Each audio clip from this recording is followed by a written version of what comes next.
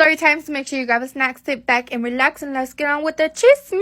Oh, this one day me and my sister and my mom had went to the Dominican Republic for a mini vacation, right? And just so you guys know, it was summertime, so I was gonna stay with my grandma for a while because my mom flew with us, but she had to go back home to work in America. So me and my sister were staying with my grandma alone. So then while we were there on vacation, this one day me and my sister and my youngest cousin decided that we wanted to go to the park. That's exactly what we did. We walked there, and while we were there, we were playing, we were running around the grass. We were just enjoying our time as kids should. But then while we were all playing, this little boy comes up to us. He looks like he's about 12 years old, and he was really short. Of course, we looked at him and we stopped running around because we thought he was going to ask us something, right? But instead, he just stays quiet, walks up to us, and he ended up slapping both me and my sister in the butt. After that, we didn't say anything. This boy started running away, and me and my sister and my cousin ended up running after him because, you know, like, have some respect. How are you just gonna slap someone in the butt that you don't even know? Like I said, me and my sister started chasing after the kid after he slapped us. He was running towards these bleachers, and when we were running after him, it started raining. Now, I had gotten my hair done literally the day before, and I didn't want it to get wet. So both me and my sister ended up running under the bleachers instead of chasing him. And little did we know, there was an old man waiting for us right there. Obviously, when we ran under the bleachers, we didn't know he was there, so it was pretty scary seeing him. He ended up trying to snatch us up. He tried to grab both me and my sister, and at that point, we knew that he was trying to kidnap us. So we ended up running from under the bleachers, and my sister ran on top of the bleachers. She was running up the stairs, and the old man was chasing after us. After that, I ended up running down, and I literally hit my head on a pole at the worst time. After I hit my head, I fell down on the floor, and thankfully, my sister didn't leave me there. She grabbed me, and she literally dragged me all the way to my grandma's house. Once we got to my grandma's house, it was already pretty late, and we just couldn't sleep after that. But now I'm pretty sure the kid and the old man were in on it together to try and kidnap us.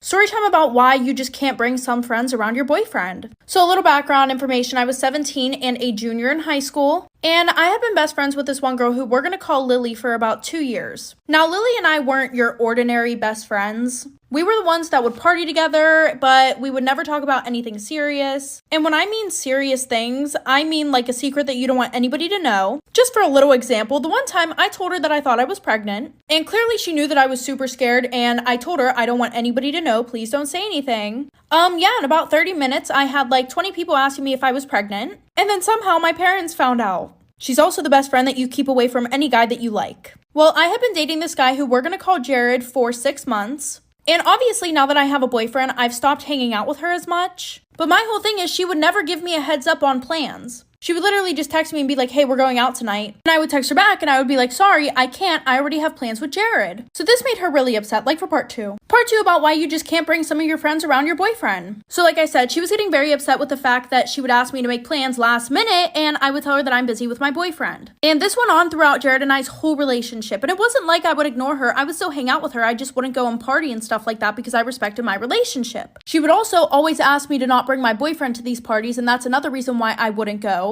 So the one night she's like, listen, come out with me. You can bring your boyfriend. It won't be a problem. Which was a shocker. So I was a little bit skeptical, but I said okay. So we go to this party, and usually whenever I'm with Lily, I get really messed up. But I was trying to pace myself this night. And then she's like, come on, you don't mind if she gets drunk, right, Jared? Of course, him wanting me to have fun, he said no, he doesn't mind. She calls us an Uber, and then she asked for my boyfriend's Snapchat just so that way she could check up on us because I was too drunk. The entire ride home, Lily is blowing up Jared's phone, and we just think that she's trying to check on us. No. Instead, when we got home, he opened his phone, and it was actually Lily sending him a bunch of naked pictures.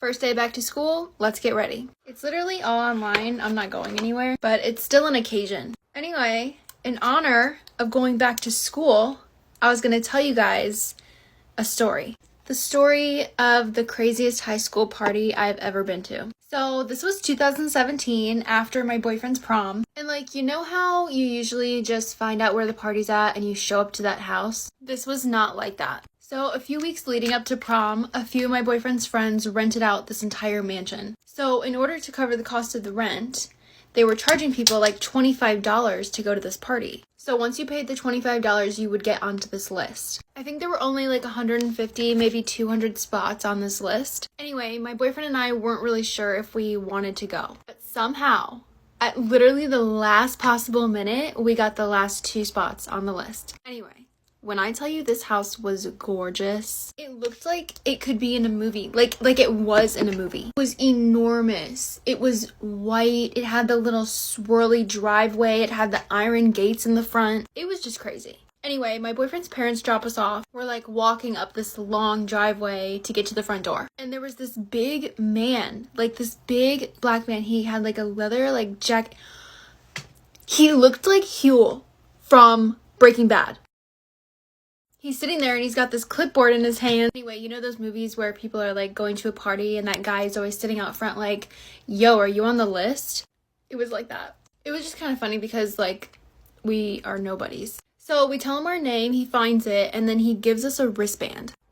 I was like, whoa, whoa. For a second, I'm like trying to figure out if we're going to a party or a water park because what's with the wristbands? But I roll with it. I'm like, okay. Anyway, we're walking like into the front door and this lady, she had to be someone's mom. But she's like, did you drive here? And we were like, no, we just got dropped off. And so she was like, okay, and you have a ride back? She has this bowl of people's keys. Like people who drove there, she's like collecting their keys. And then like for anyone who didn't have keys, she like was making sure that they had a ride. I don't know, I just thought that was kind of cool. Honestly, like I've never seen a party so well set up. There was that lady in the front. There were security guards walking around all night making sure like no one was getting violent, no one was messing stuff up around the house. Like obviously they were cool and like they weren't there to bust you. The pool in the backyard was literally caution taped off because they didn't want drunk people swimming, which is smart. This house was literally just crazy. I think I still have the address. Like I might just like pull up. Am I wrong for letting my sister walk me down the aisle despite my fiance and his family's objections? I, 23 female, was raised by my older half-sister, 32 female. I never met my dad and our mom OD'd when I was 10 and my sister was 19. My sister's dad was still in her life and was willing to support her, but not me. My sister chose to be my guardian and her father's family went low contact with her as a result. In order to raise me, she gave up a lot. Her relationship with her family, college, her 20s, and so much more. A few months ago, I got engaged and I told my sister that in addition to being my maid of honor, I also wanted her to be the one to walk me down the aisle. All my life, she's had to fulfill so many roles for me, big sister, mother, father, friend, that it only felt right that those multiple roles be honored on one of the biggest days of my life. My sister was ecstatic and so was I, but when I brought it up with my fiance, he objected. My future in-laws are very traditional and my fiance had always expected that his wedding would be a very traditional white wedding. He said that it was great that my sister was my maid of honor, but that her having two roles wasn't, and that it wasn't appropriate for her to walk me down the aisle since that's usually done by a man. Apparently his family had assumed that my future father-in-law would be the one to give me away since I don't have any male relatives. I told him that I appreciate his father being willing to fill that role, but that the one who makes me the person I am is my sister, so it's right that she be the one to give me away. It turned into an argument that spread to my in-laws. My mother-in-law called me a few days ago to say although she understands how important my sister is to me, that it's also my fiance's wedding and I shouldn't be putting my sister before him on his day. I definitely heard her on that, but this is still important to me. At this point, my sister has even said that she doesn't mind just being the maid of honor and that she doesn't want to turn my happy date into something stressful. So now it's just me holding out and being stubborn, but I really don't want to concede at this point.